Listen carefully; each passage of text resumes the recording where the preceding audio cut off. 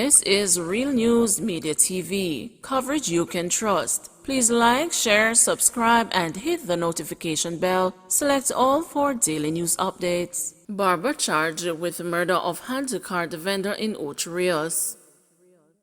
43-year-old barber Nathaniel McLeod, alias Big Pop, of Landswood Exchange in St. Anne, has been charged with the murder of a handcart vendor following a dispute on Newlyn Street in Ocho Rios last Tuesday. The deceased has been identified as Darnell Baxter. Reports from the Ocho Rios police are that on October 12 at about 10:30 a.m., Baxter and McLeod got into a verbal dispute which became physical. McLeod then allegedly used a knife to stab Baxter in the neck.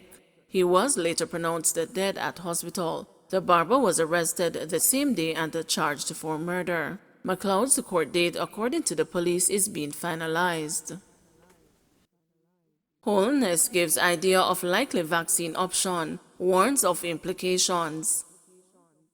Prime Minister Andrew Holness says under the government's planned vaccine option, Jamaicans who opt not to get vaccinated against COVID-19 may face the consequences of having to pay for their own test to ensure they do not have the virus. Additionally, the Holness administration may soon move in the direction of having a vaccine requirement for persons to benefit from assistance from the state. But Holness said his government is not considering that measure immediately. However, it may soon be unavoidable. We don't want to deprive anyone, especially with the basics of food, but inevitably and eventually, the government will have to pare all its resource grants to persons and all its transfers to persons in the social safety net with them taking vaccination, he suggested. So that is something again you will see emerging in the future, he added. The announcement of vaccine option instead of a national vaccination mandate was made by Holness during a vaccination tour in St. Anne on Thursday, with him disclosing that the option will be coming once 50% of the island's population is inoculated. Speaking a day later while on a similar tour in Southeast St. Mary constituency, Holness shed more light on the touted vaccine option by suggesting that there is no intention to hold down anybody and put a needle in your arm. That is not what is, and there is no country in the world that has done that, declared the Prime Minister. What other countries have done is to create incentives for people to take the vaccines, or if you don't take the vaccines, then there are certain costs that are transferred to you, he continued. If you are not vaccinated, then show us that you are not infected, and then the cost of showing is transferred to you by virtue of the exercise of your choice by not taking the vaccine, he added. According to Holness, the intended move is quite legitimate to protect the public good of the economy and returning our society to normalcy. While noting that such an option may likely be challenged in the courts, the Prime Minister assured that the legislation will stand up to scrutiny, stating that it is necessary to shift the burden of low vaccine take-up that is borne by the state and those who are fully vaccinated. There are persons who would want to test it, the intended vaccine option, so the government has to prepare itself for such challenges, as we do expect that there will be, he asserted. So we have to make sure we order our steps that they are correct. I think the greatest disaster would be for there to be a negative ruling against the government in this matter, so the government has to be very careful in keeping with what is understood to be the boundaries of the Constitution, he indicated. Davian Bryan linked to disappearance of 13-year-old St. Thomas girl.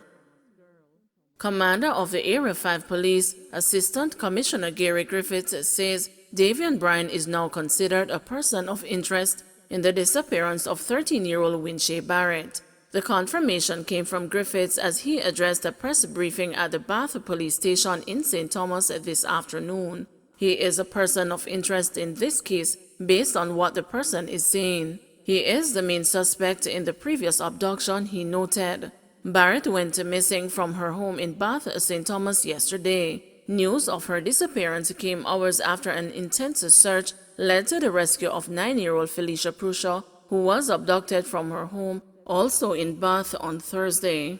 Bryan, who is the alleged abductor, remains at large, and Griffiths reported that Bryan is now considered a fugitive from justice noting that he has failed to report to the police as part of his bail condition. Brian is on bail in the Portland Circuit Court on firearm and other charges. He has a case pending in court and should have been reporting on condition of bail and has not reported, so he is somebody we need, said Griffiths. Meanwhile, he is appealing to the public to desist from sharing misleading information. Don't get caught up in the euphoria and mislead the police. It is drawing a lot of energy from our resources, and we can't be at all places at all time, he said. Griffiths pointed out that over 100 police personnel form part of the contingent of the multi-agency search to locate Brian and Barrett.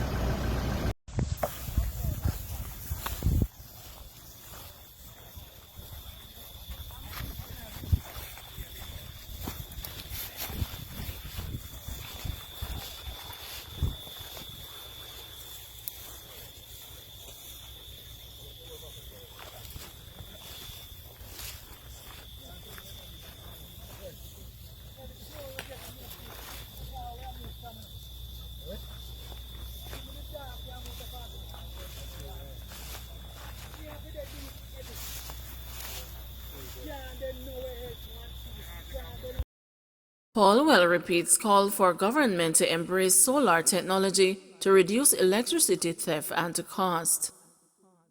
Opposition spokesman on energy Philip Paulwell is again urging the government to consider solar as a way to reduce electricity theft and bring down costs for paying customers of the Jamaica Public Service Company. Paulwell wants the government to use some of the proceeds of the hedge fund to do so. He has argued that this was one of the reasons why the tax was established in the first place. He made the comments on Tuesday as he contributed to the debate on the report of the first supplementary estimates of expenditure in the House of Representatives. The opposition spokesman repeated the call he first made in April during his sectorial presentation.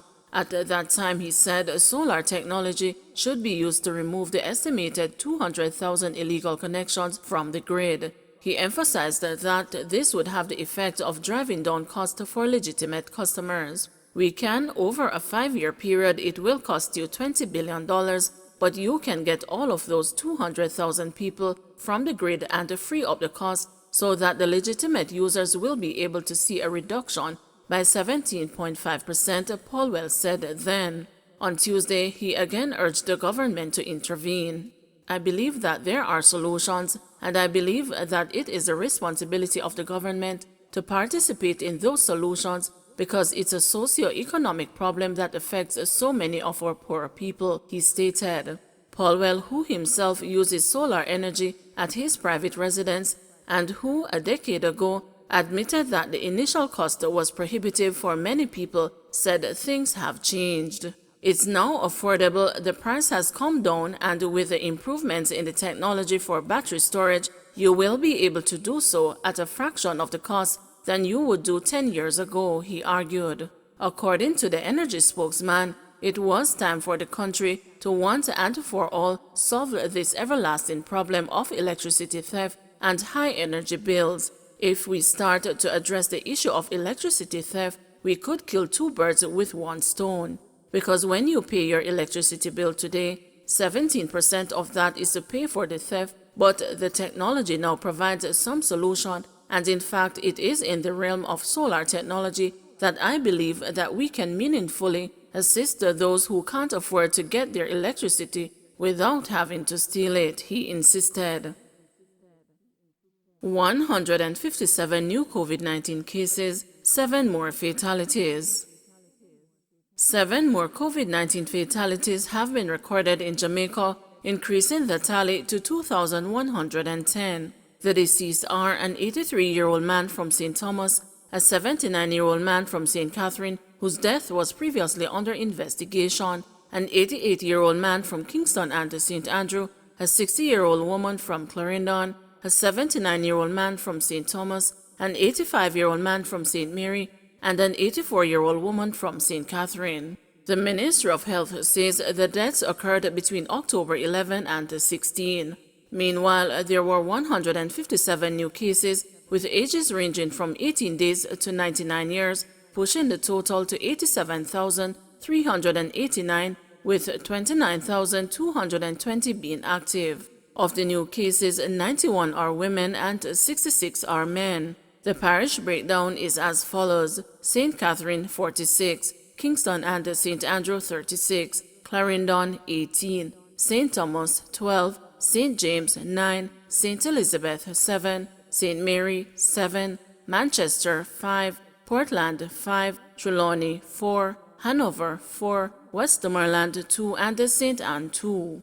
A total of 1,721 tests were conducted. The country's positivity rate stands at 11.8%. In the meantime, there were 198 more recoveries, increasing the total to 55,462. Some 389 persons are in hospital, with 73 being moderately ill, 45 being severely ill, and 29 critically ill. 6 persons are in government quarantine, while 35,741 are at home. Don't forget to like, share, subscribe, and hit the notification bell. Select all for daily news updates.